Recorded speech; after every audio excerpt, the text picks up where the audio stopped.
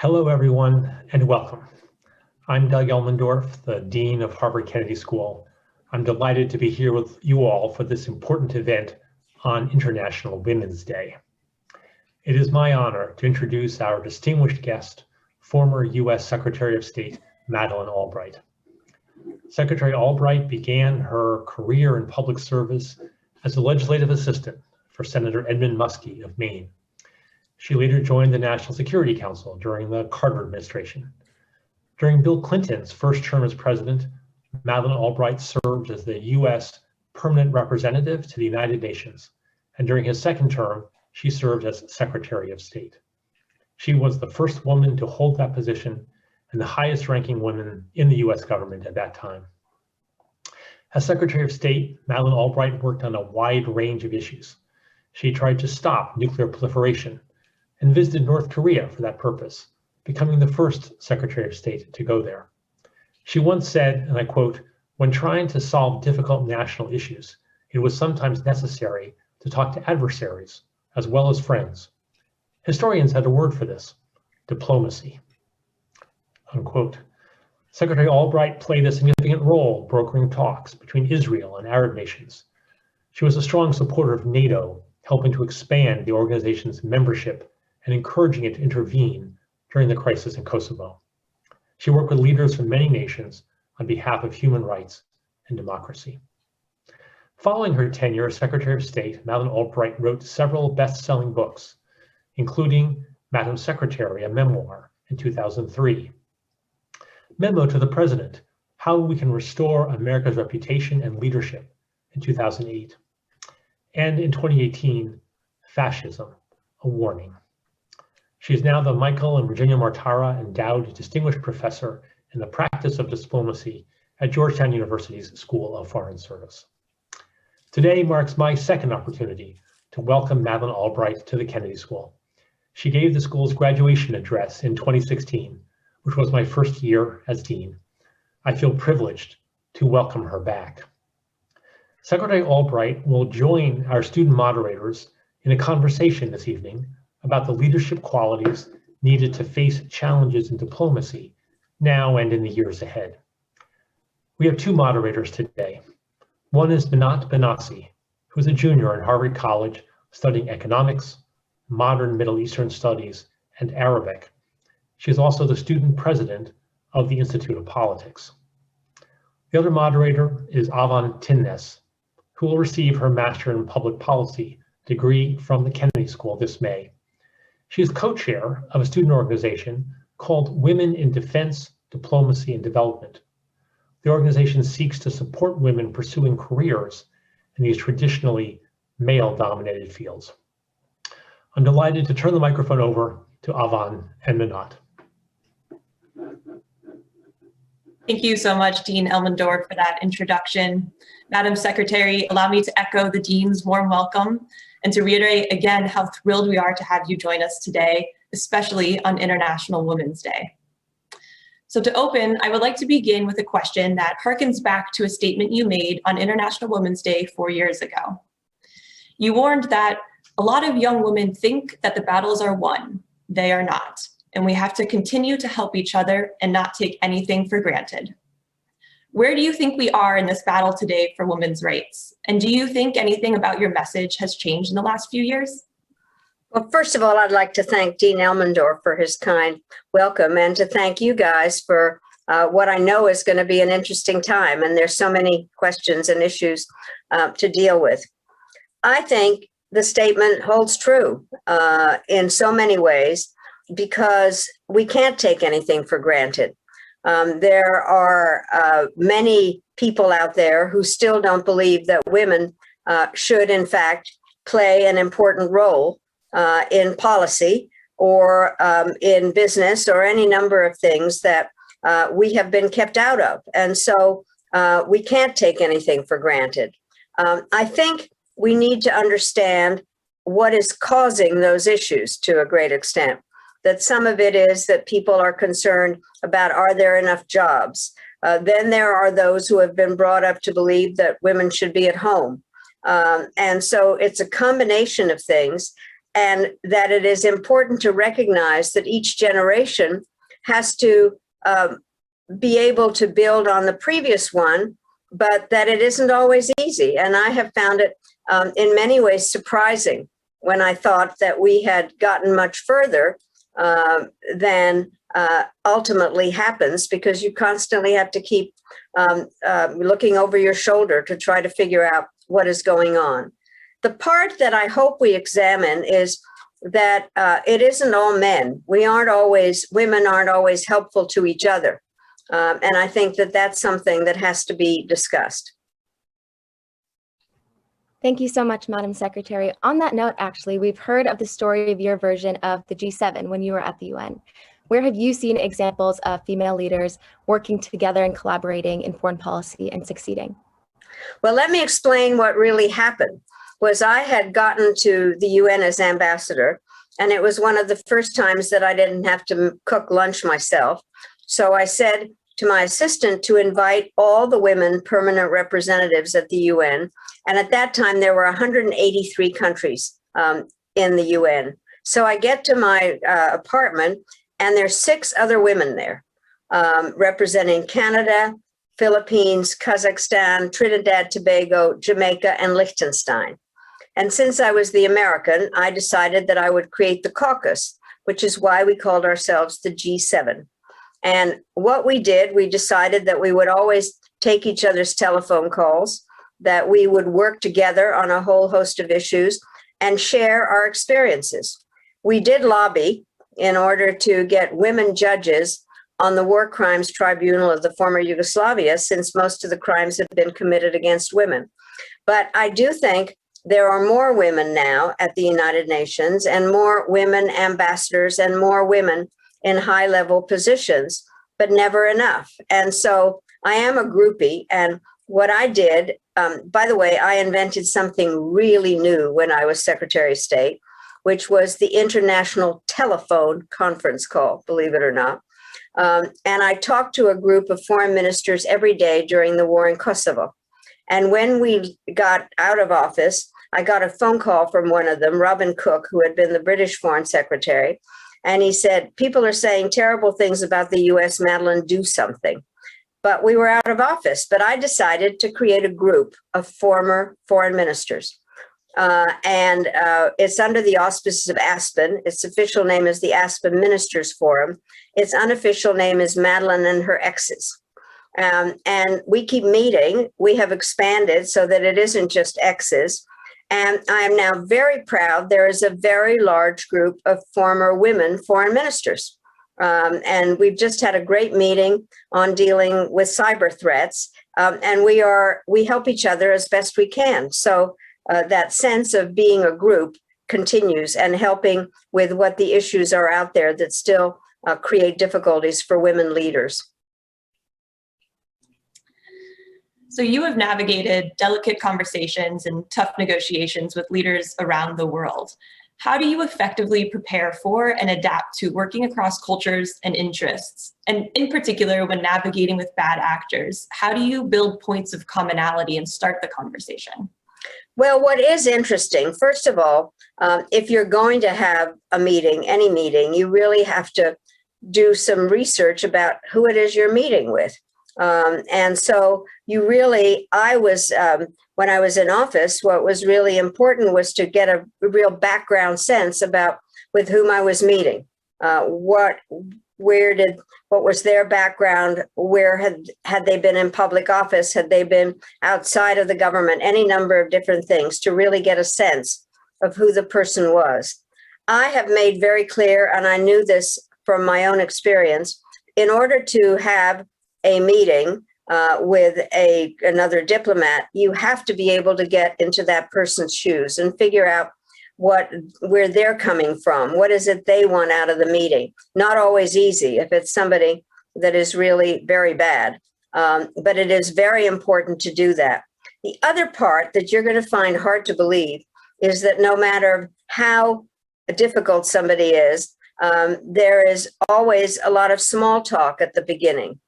And I'm not sure any of you remember this, but we used to shake hands with people It is absolutely impossible, I've decided, for an American to shake hands without smiling. And so when I was about to go meet with Milosevic, the Serbian leader, I had made up my mind that no matter what, I would not smile. So there are some pictures of me looking completely grim as I'm shaking hands and trying not to smile.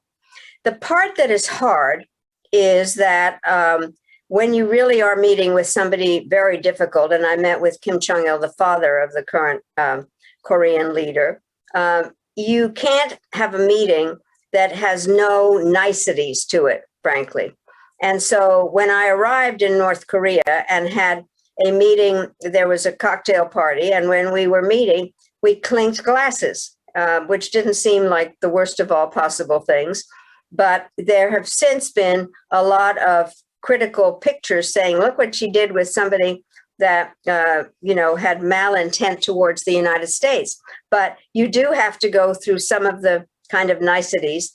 What is interesting, the men actually begin with, they compliment each other about their ties. I mean, it's crazy. There's a lot of small talk. But at some point, you really do have to get down to business. And so my way of dealing with this, whether whether really friendly or some really very difficult people, after a while, I would say, I have come a long way, so I must be frank. And then I would go into the things that I was there, what I was trying to do when I went there, what were America's interests? And I never failed to bring up the issue of human rights, no matter where I was, because I thought that that was always something that an American diplomat had to express. But it's not simple. But to go back on the original question, you really do have to do quite a lot of research about the person that's on the other side of the table. With those tough conversations, would you please share with us a time where your ideas or contributions were potentially discounted or challenged, not based on their merit, but because of who is delivering them, perhaps your position or gender or who or what you represented, and how you overcame this challenge? Well, let me tell you something which is kind of worth just telling the story. When I went to the UN, and that was in 1993, I was the only woman on the Security Council. And one of the things that I had often talked about to my students was that as the only woman in the room, you had to decide that you were going to speak no matter what, and not wait around to figure out whether they liked you or not. And so what happened was that when I got to the UN, and it was one of the first meetings, and most of the meetings don't take place in that fancy room. They take place in a back room, and I'm sitting there, and there are 14 men sitting there looking at me. And I think to myself, well, I won't say anything today. I'll see if they like me. And then I saw the sign that said the United States in front of me. And I had to tell myself, you have to speak or the voice of the United States will not be heard. And so I really do think that you have to decide that you are going to do whatever you're going to do. And then how did you frame the question, actually, so that I don't get carried away? No worries at all. And then I asked, how did you overcome this challenge? Well, I think the thing that really did happen was that when my name came up to be Secretary of State, there were those who said a woman can't be Secretary of State because Arab leaders will not deal with a woman. And then the Arab ambassadors at the UN got together and said, we've had no problems dealing with Ambassador Albright. We hadn't, and we wouldn't have any problem dealing with Secretary Albright.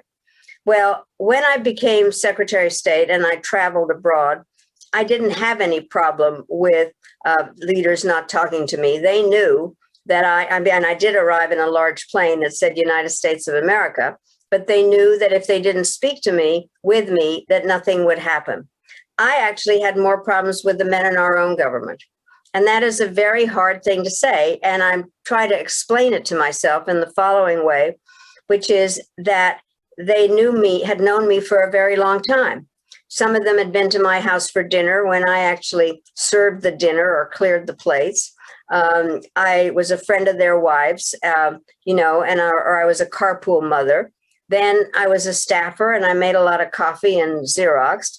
And they thought, how did she get to be Secretary of State when I should be Secretary of State? And so there were times that it was very hard to get a word in edgewise. And obviously, President Clinton made the difference by saying in meetings, I want to hear what the Secretary of State has to say. And that surprised people. And I have to say, even as a member, when I was ambassador to the UN, I was a member of the cabinet and in these principals meetings where I would come and argue for particular things that we needed to do in the Balkans, for instance. And literally things that you read about did happen to me, where the National Security Advisor would tap his fingers on the table when he thought I was talking too long, or somebody else would say, don't be so emotional, Madeleine. I mean, so you either, I decided rather than arguing them, I changed the method of my arguing so that I couldn't be accused of that or say I have to finish that sentence. But there are definitely things that happen, even with people whom you know well, or maybe because you do know them well, actually. Continuing with this theme of challenging responsibilities and senior leadership positions, how have you approached complex decision-making, especially in situations where the reality requires you to trade off interest, security, and lives? And could you maybe share an example of a time where you felt you and your team either did or did not successfully weigh and balance those priorities? Well, I do think that, first of all, one of the really hard things to say, and especially to students, is that there are things that you believe and are stated in a variety of governmental documents that are very hard to carry out in full. You do have to make some compromises. And compromise is not a four-letter word. I mean, it is partially in diplomacy. You do try to figure out, as I said earlier, what the various interests are and how they work together. I do think that one of the things that you do have to do is decide what are the things that you can compromise on. Vital national security interests clearly cannot be compromised. And are you willing to really compromise on others so that you can, in fact, on vital issues, not give in any way? The part, again, to go back on something, I can't emphasize enough the importance of preparation. And one of the things that I always did and now do as a professor is to tell my students that you have to know what the arguments are against what you want so that you can figure out how to respond to them. And you also have to be prepared for contingencies, the what ifs. And so the amount of preparation on all of this is very, very time consuming, but very important. But I do think that there have been times, for instance, one of the really hard ones, and I spent an awful lot of time dealing with the Balkans. And we had a meeting in a French place at Rambouillet with the Serbs and the Kosovars. And it was very hard because one of the things that happened was the young Kosovo leader who had been part of the KLA that had fought for to try to end the ethnic cleansing.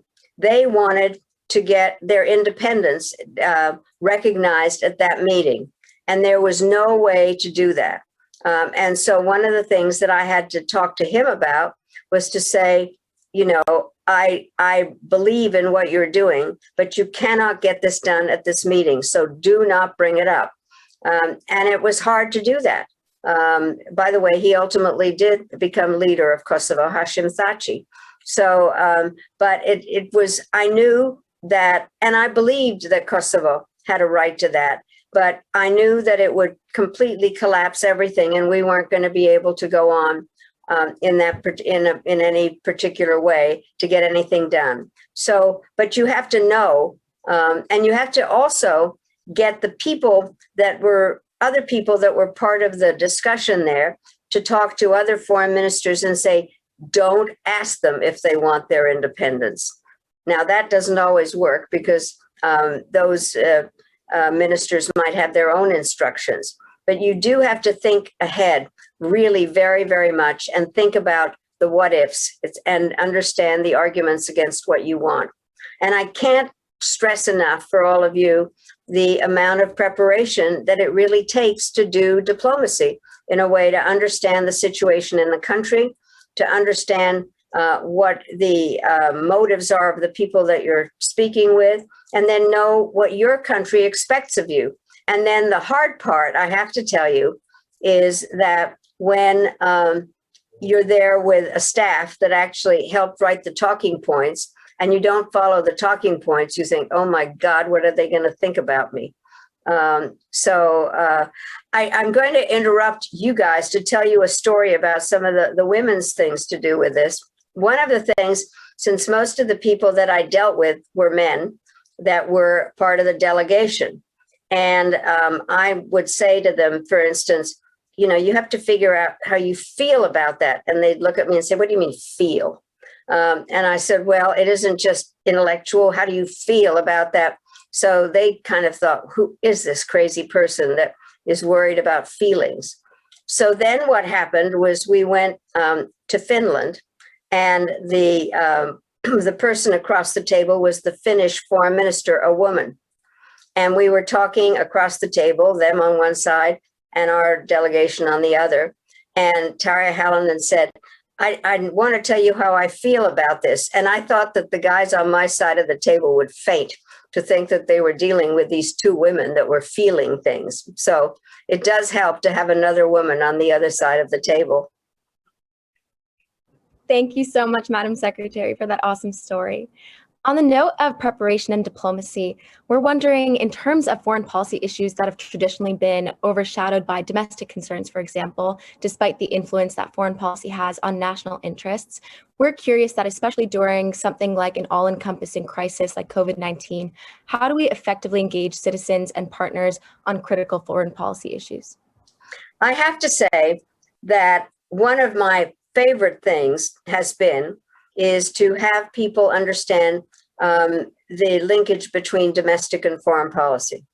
And some of that has to do with the fact that I did work on Capitol Hill, and I worked for a remarkable senator, Ed Muskie, as was mentioned, who had been the governor of Maine, and also had domestic responsibilities, and that it was very important to understand the domestic aspect of foreign policy.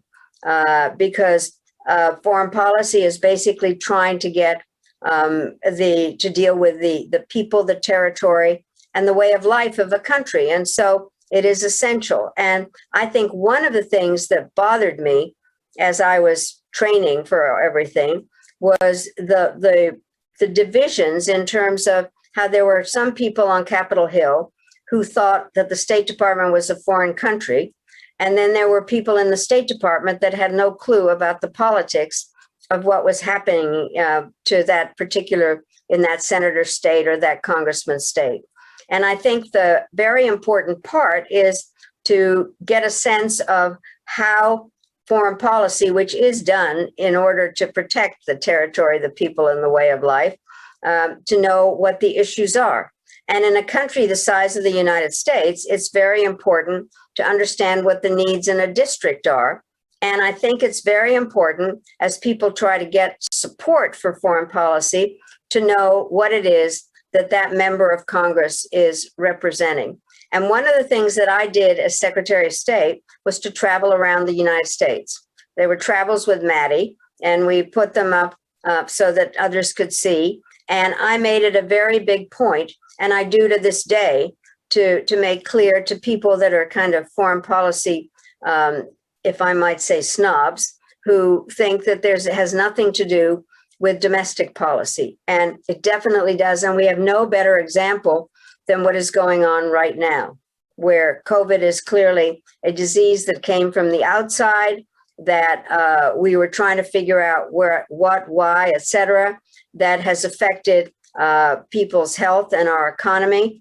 And I have to say, this won't surprise you, the fact that President Biden was Senator Biden for a long time, and he gets it in terms of domestic and foreign policy.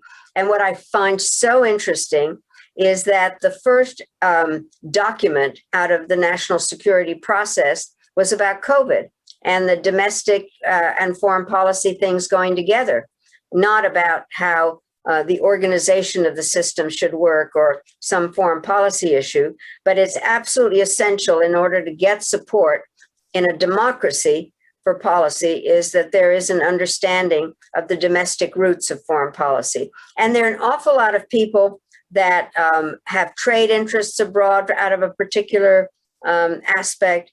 Then for humanitarian reasons, people have cared about assistance. Then there is a diaspora in the United States where people from a particular country have an interest in what happens. And so there are natural relationships that exist that need to be understood by the foreign policy experts. I'd love to ask a quick follow-up question on this point around messaging. You're known for what has been called soundbite diplomacy. And so I'm curious if that was a strategic approach that you employed, or your humor just comes through and you come up with some amazing quotes. Well, I'll tell you the thing that happened is a lot of people that did know me a long time ago have said, we didn't know you were so funny.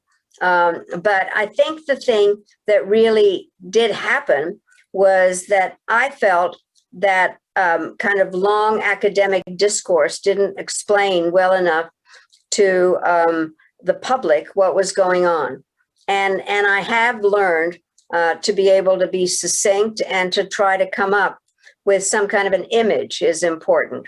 And I can't tell you how important having a sense of humor actually is, because there are things that happen and you think, if I can just figure out how to laugh it off, it would be better. And so I've learned a lot in the process of all of this. And I also do think that it's not necessary to have long sentences with lots of participles. That it's a good idea to try to state things in a way that is comprehensible to people without feeling that you are really lowering the kind of seriousness of what is going on, or that somebody is going to make fun of you for expressing it simply, because I think that one has to be able to do that to get the message across. So I have another question that goes to skills. Instead of the messaging piece, what are your key lessons and skills for effective leadership? And in particular, leading change and creating high performance in systems that may be traditionally very bureaucratic? Well, first of all, this is not anything that I studied, frankly. I mean, just so you know, my life is not even vaguely what I thought it was going to be. I thought I was going to be a journalist, but I won't go through the whole story. But the bottom line is I did have fascinating jobs and enjoyed them very much and tried to figure out how to get points across to people. And I think that what I began to understand was that you really did have to try to find some way to explain a problem that grabbed people's attention, no matter, and how you would really do it. And I do think that required, again, some of the things I've said of putting yourself into the other person's shoes and not always being insulted if somebody did not respond to you the way they should. And in leadership, for me, I think I'm not one of these motivational speakers, so I can't describe it in a particular way. But the main thing, I think, is to listen. And I do really think that that's a very important part. I also am willing to admit that I was a bureaucratic disaster, because at the State Department, what I wanted to do was to talk to the desk officer that had actually provided the material for the memo, not just do everything kind of in the step process that exists from going from one level to another. And I also do think that it's very important to give credit to the people that actually do the work. And so I think the listening is a part of leadership, and recognizing people's capabilities And then sometimes being clear with somebody and say, you can't treat that person in a particular way. But it's not simple. But listening, I think, is the major part of leadership. Thank you so much, Madam Secretary.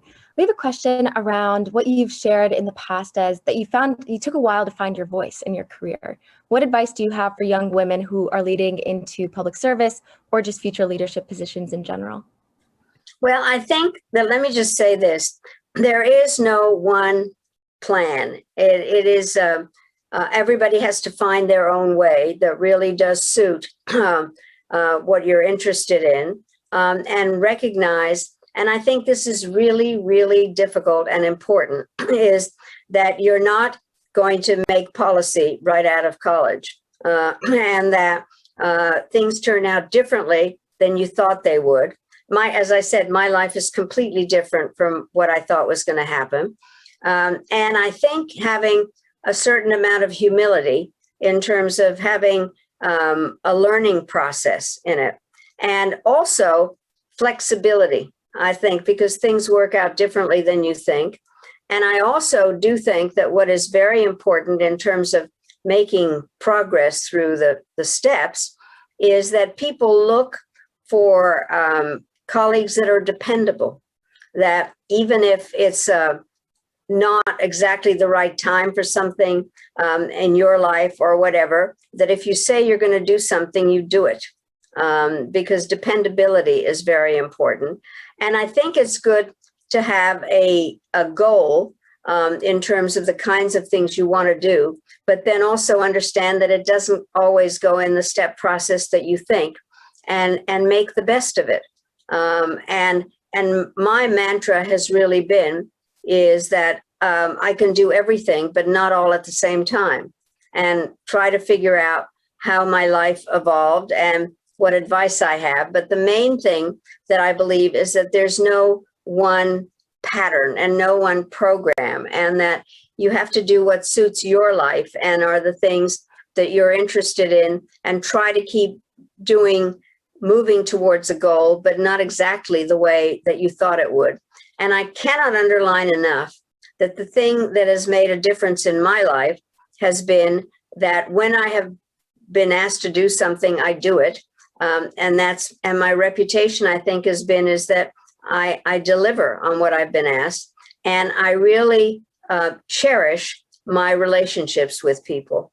And one thing led to another, because I was trying to be helpful in one place, and it turned out to be, I don't mean it in such a utilitarian way, but it turned out to be important and useful in another place, and you never know how. I mean, I could spend all day with you explaining how I got from one thing to another, and it has to do with the people that I worked with or knew. So Brzezinski, when he asked me to come and work as the congressional relations person for the National Security Council, had been my professor at Columbia. Who knew, So, and Ed Muskie, that I started with, it came about because I had been asked to do fundraising for the school where my children were. And the person that did the fundraising with me was a person from Maine who had been asked to do a fundraiser for Ed Muskie. So you never quite know what the access point is, and flexibility is important. Flexibility and dependability. Thank you. So we have one more question for you, Madam Secretary, and then we'll move to questions from the audience. But we would be remiss if we did not ask you about the pin that you are wearing today. And maybe if you could share for the audience the origin of the pins as well as the meaning of this one. Well, this pin is a group of women holding each other, which is definitely International Women's Day. So I thought it was appropriate. And I do have quite a few women's pins. One that I haven't worn in a while was the one that Hillary gave me, shattering the glass ceiling. But the whole story on them, I have to tell you, I like jewelry, but what happened was I get to the United Nations, and it was in February '93, and it was at the end of the Gulf War. And the ceasefire had been translated into a series of sanctions resolutions. And I was an instructed ambassador, and my instructions were to make sure the sanctions stayed on. And so every day I would say something terrible about Saddam Hussein, which he deserved because he had invaded Kuwait. And so after a while, a poem appeared in the papers in Baghdad, comparing me to many things. And among them was an unparalleled serpent. So I had a snake pin, and I decided to wear it whenever we talked about Iraq. And then what happened was, I think many of you know that you can see the ambassadors come out of a meeting and they go and they talk to a gaggle of press. And on one of those days, that's what happened to me. And a camera turns on and a reporter says to me, "Why are you wearing that snake pin?" So I said, because Saddam Hussein compared me to an unparalleled serpent. And then I thought, well, this is fun. So I went, and I was living in New York, and I went and I bought a lot of costume jewelry to depict whatever I thought we were going to do on any given day. So on good days, I wore flowers and butterflies and balloons. And on bad days, I wore carnivorous animals and spiders and things. And the other ambassadors noticed, and they said, "What are we going to do today?" And I said, "Read my pins." And that is how it all started. And so this morning, by the way, I taught about sanctions, and I wore this huge snake, but I figured that this was more appropriate for what we're doing tonight. But I have a lot of fun. And by the way, the thing that happened was that I have a whole collection of pins that have foreign policy stories. And what they did was travel around the United States, going to presidential libraries, and people loved the stories. And it made foreign policy less foreign, frankly, because I had a whole series of pins about the Middle East, which were either crabs or turtles or snails, so I could tell the stories. And so I'm giving that whole collection to the State Department because they have a new museum on diplomacy. And so they all have foreign policy stories that make foreign policy less foreign. So I've had a lot of fun with the pins. Madam Secretary, thank you so much for this thoughtful conversation on this special day. In keeping with forum tradition, we are going to turn over to a Q&A from the audience. And our first question is from Hannah, a Harvard College student. Hello, Madam Secretary. Thank you so much for being here with us tonight. It's truly such an honor and privilege to hear from you. So my question is a timely one for International Women's Day. So while the United States has obviously made tremendous progress towards gender parity and political representation, there's clearly still a significant gap between men and women in positions of power and political office. And I'd love to hear what shifts you've seen in society's receptivity towards women in leadership and politics, and what words of wisdom would you give to women interested in pursuing a career in politics? Well, I do think, and it's nice to see you, Hannah, thank you, is that there are more and more women in politics. There's no question about it. I think that different countries have different ways that they do that. Some of them actually have quotas for their legislative branch of their government. We don't like to do that. But there are more women that are part of systems all over the world. And I think that once there's a woman that actually can succeed, it does make a difference. I was very proud when there began to be more women foreign ministers once I'd been named. And a couple of them said to me that their government had said, "We need a Madeleine." So I think that it does make a difference when the United States takes a step, but we have been slower than most countries. I am very excited about something that I just read because I spent a lot of time on Kosovo, and they just had an election and they have elected a huge group of women for their parliament. And I think that that is very important. And if there are examples of it. And then I do think that what makes a difference is if there are women legislators that talk to other women legislators, that there's a way that there is an understanding and that it can be done. The thing that I have been saying all along that's very important is to have more than one woman in the room so that women can support each other. The most famous thing I ever said was that there's a special place in hell for women who don't support each other, mainly because that came from my own experience when, as I started going to graduate school, there were women that criticized me primarily. We're very judgmental about each other. And, you know, why aren't you with your children or in the carpool line? Or I cook much better than you do. I was amazed at the kinds of things that we do to each other. And the other is that sometimes when women feel that they can't handle something, they project their own sense of inadequacy on another woman. And when I was working for Geraldine Ferraro, when she was running for vice president, we're traveling somewhere, and this woman came up to me in the United States and said, "How can she talk to a Russian? I can't talk to a Russian." Well, nobody was asking this woman to talk to a Russian. So I think that the more that there are examples of women in leadership roles, it does, in fact, strengthen it. And by the way, it is a loss of a resource, because in every country, they're either half or more than half of the population are women. And so I think it's very important to have women in a variety of positions throughout societies. And one leads to another. Thank you so much. Thank you, Hannah. And next up, we have Lap, a student at the college. Thank you so much, Secretary Albright. I just wanted to say that in your book, Fascism, you said, quote, "Good guys don't always win, especially when they are divided and less determined than their adversaries."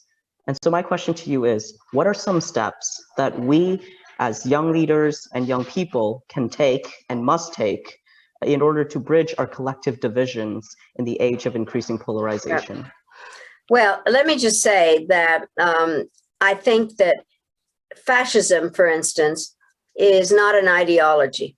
It is a process for gaining power. And by the way, the term is just kind of thrown around without people knowing what it means. And I decided, when I was concerned about some of the things that I was seeing around the world, to find out the origins of fascism. And it obviously was with Mussolini in Italy.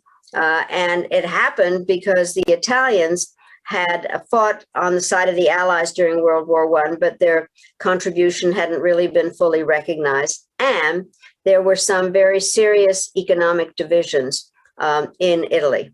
And then Mussolini, who was a very good speaker and who knew how to motivate people, exacerbated those differences. So I think one has to know that there are differences in society created for many number of different things. And the question is how you don't get a leader who looks to identify himself with one group at the expense of another, who then become the scapegoats. And it's that division that's the most serious problem, whether it comes as a result of the breakdown of the social contract or various ethnic divisions, but it's the division. And so one of the things when I was going around with my book, and by the way, the best quote in the book comes from Mussolini, who said, "If you pluck a chicken one feather at a time, nobody notices." So what has been happening in a number of countries is that it has been one feather at a time. And there are a lot of bald chickens around now. But I do think that what has to happen, and I had my to-do list, which was that people have to call out what's happening if these divisions are being created, or you have a leader who thinks he's above the law or thinks that the press is the enemy of the people. But the hardest thing to do goes directly to the question you asked, which is to spend time with people with whom you disagree. And I actually don't like the word tolerance, because that's tolerate, put up with. I think it's more to develop respect for why they think what they do, and to try to have really discussions that are not angry, that are trying to figure out what motivates them, and not allow there to be a leader that makes the divisions even worse. But I'm very worried about the things that are going on in terms of the number of countries where democracy is not doing well, where the divisions are exacerbated. And I think that the United States clearly had a very bad time until January 20th. And so the question is how we now speak to the people with whom we disagree. I think that's a very important part. Thank you. Our next question is from Stephanie, a student at the college. Hi, Madam Secretary. Thank you so much for a wonderful discussion today. You mentioned earlier that there were moments where you needed to laugh off a situation. And I was wondering if you could tell us about some of the most challenging moments in your career, or moments where you felt like you have failed in achieving your goals, and how you approach those moments both professionally, personally, and emotionally. Well, let me say that there are things that you have worked very hard to get an explanation of something or a policy or something, and it just doesn't work. And you try to figure out why, whether you said the wrong thing, whether you didn't understand what the situation really was, and that it's really hard. And and let me just explain this a little bit. When I was at the UN is a little bit like a college seminar, frankly. You are with the same 15 people from the same other 14 people all the time. And what happens is you sit in alphabetical order and you have these discussions, and then you go out. You've been invited to a dinner at somebody else's embassy, and you still sit in alphabetical order, and you're trying to deal with how things are done. And the question is whether you brush off things that are irritating. So I was the only woman. And one of the things that you do in the Security Council in that informal room is to try to write resolutions. And often what happens is they've been prepared by a political officer, and you don't really have to write every word.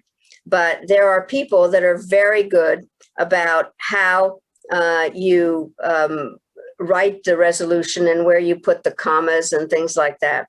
And so the British ambassador, who by alphabet sat next to me, said something like, as we were writing, he said, well, your predecessor was really good at doing this, and you're not doing it right. And I said, excuse me, but English is not my native tongue. And so I suggest you take care of the punctuation. And it really kind of worked in terms of saying something.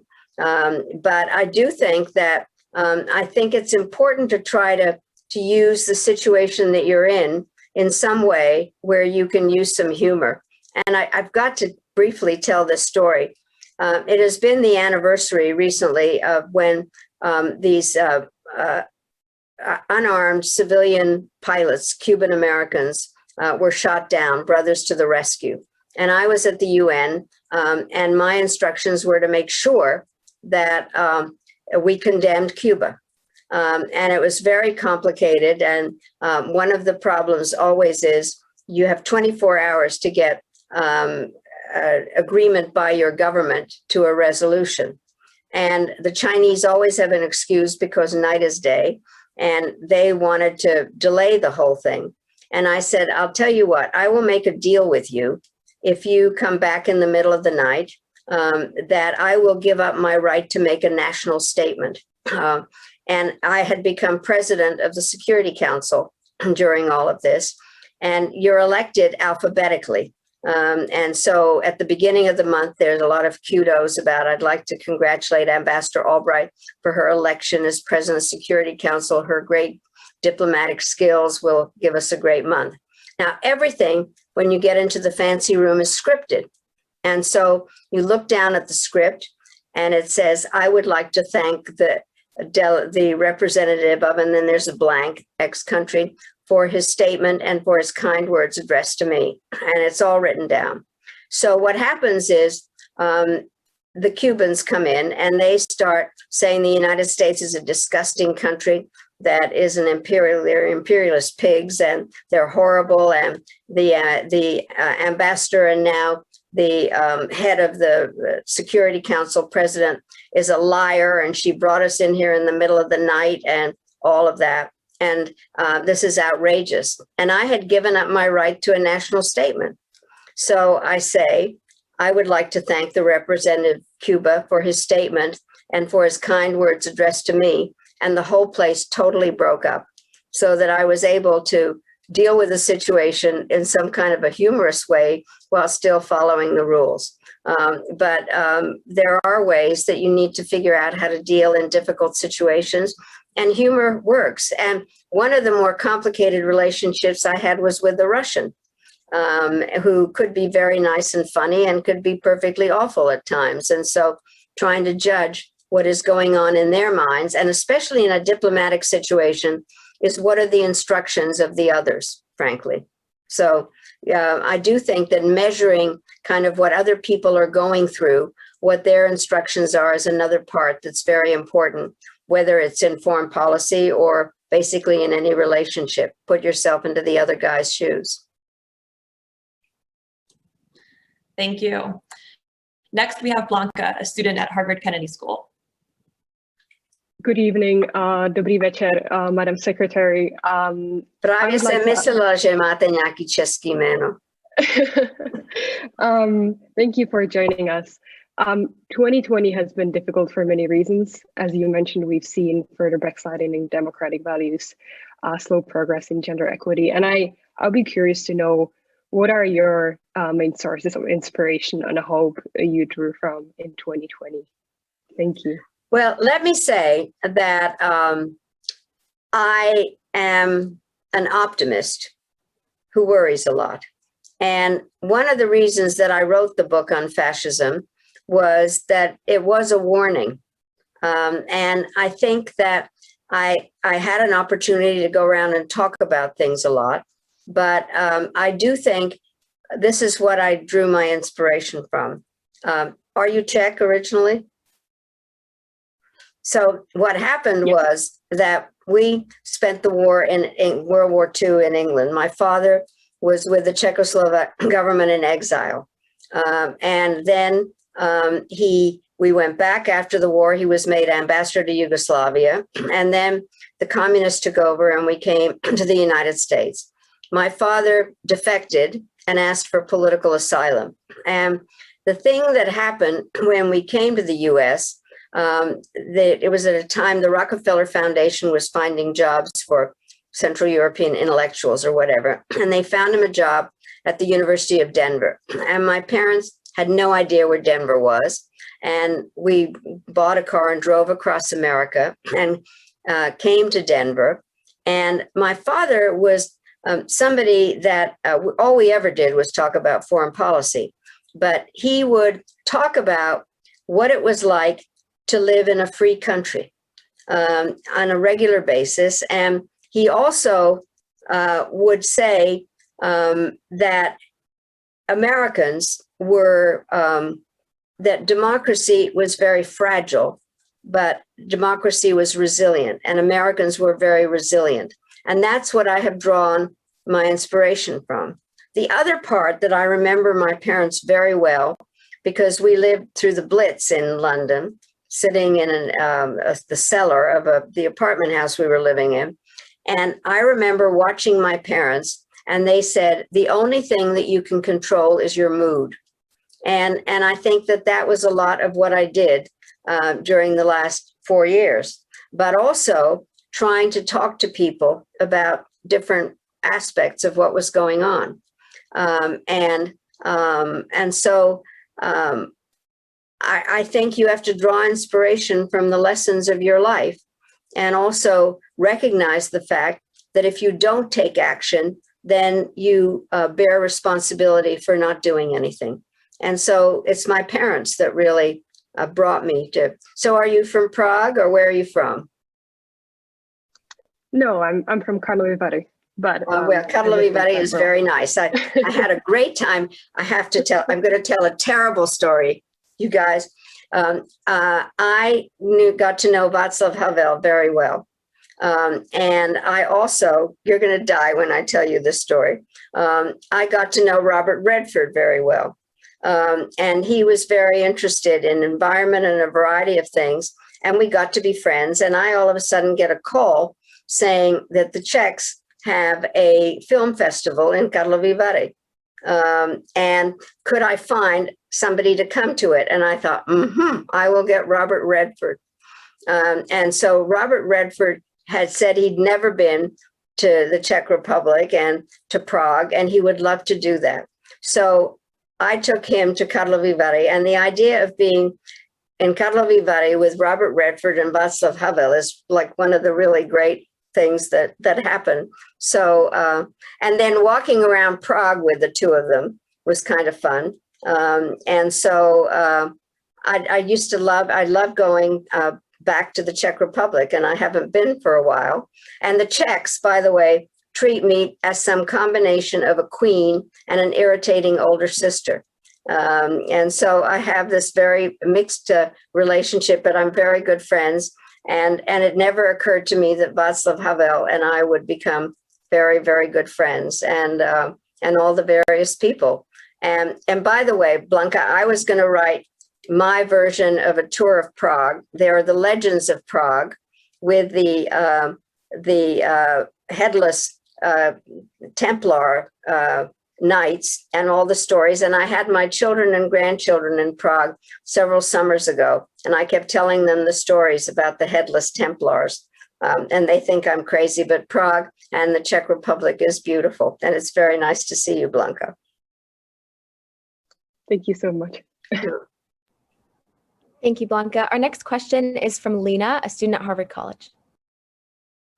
Hi, Madam Secretary. I just sort of wanted to conclude our discussion with another question in relation to International Women's Day. And that is that obviously sexism and misogyny are really deeply ingrained for female leaders like yourself and also aspiring female leaders. So I was just hoping to ask if you could give one advice more so on an individual level for female leaders in terms of how to transcend those barriers. What would that be? Well, first of all, I do think, as I said earlier, that there's not one plan for things and one path. But this may surprise you, but I think a really important part is not to be angry, that people get fed up with just people that are angry without having solutions. And I do think that there has to be a recognition that there is a problem. There's no question that women are not treated with the kind of respect that we need to be treated. And our sisters, we don't always help each other, which is another part of the problem, which is my statement on Special Place in Hell.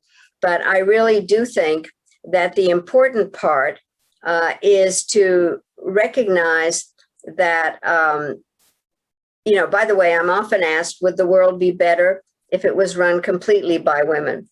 And I say to that, if you think that, you've forgotten high school.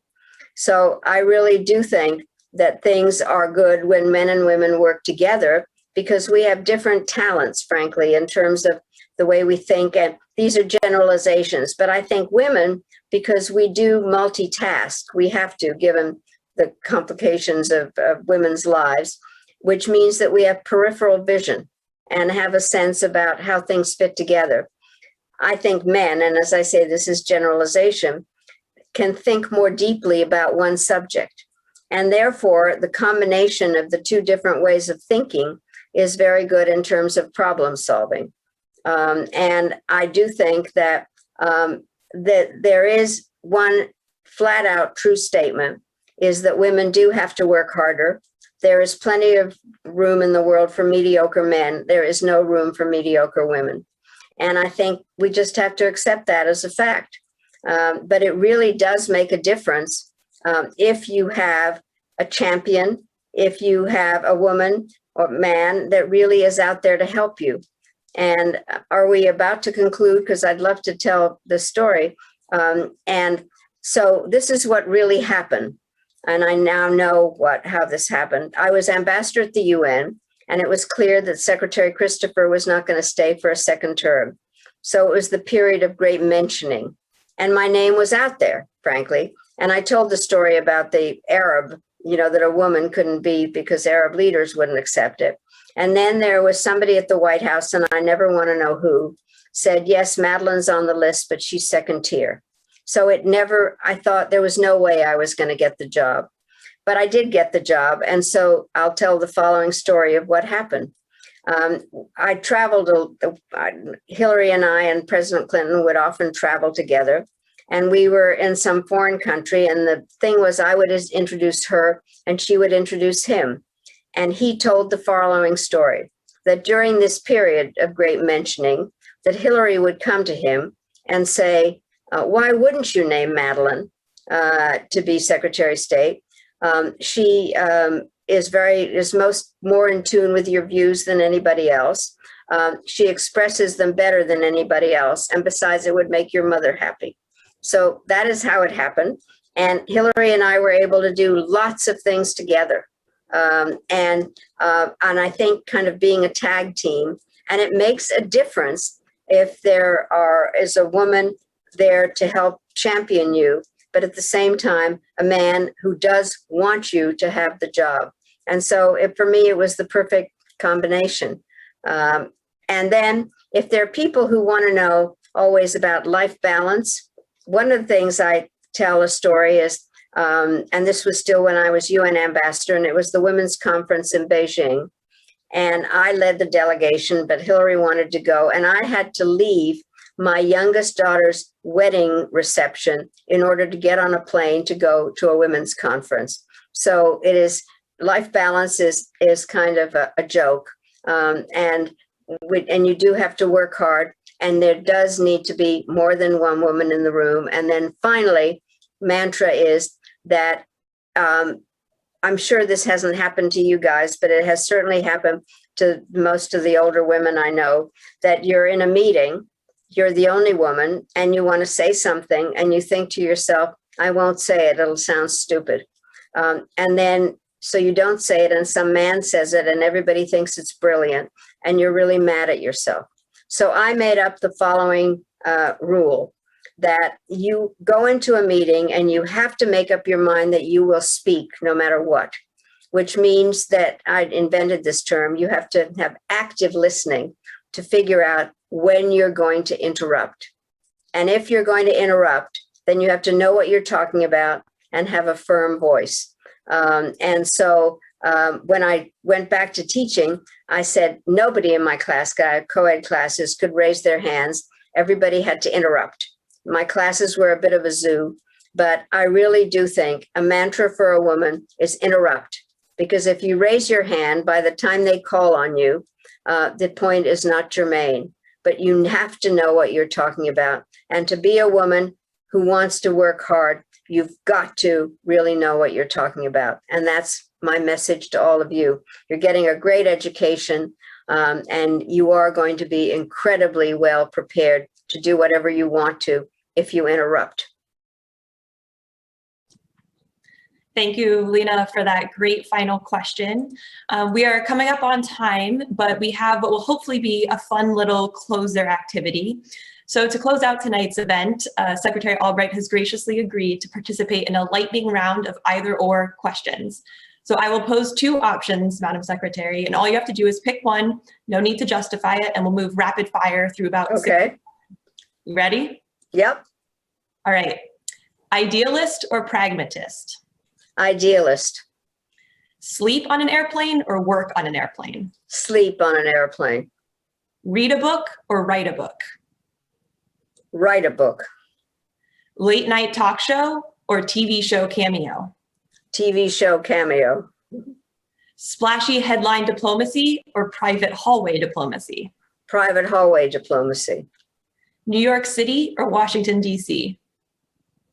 New York City. All right, and for the last one, we're going to give it a little bit of a twist. So rather than an either or between two things, it's between 200. What is your favorite pin?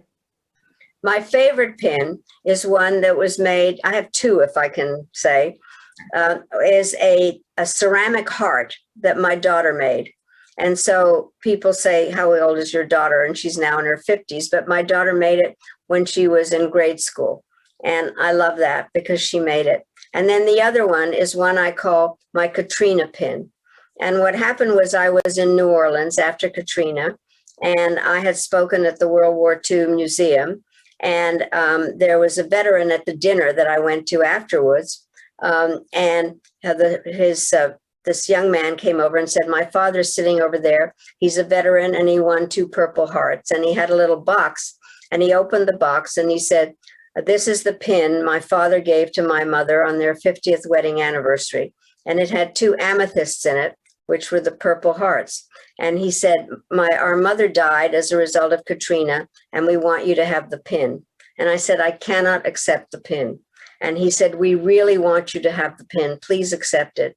So I did. And both of them I like because they are inanimate objects that convey very strong emotion. So those are my favorite pins. Thank you so much, Secretary Albright, for your time and insights today.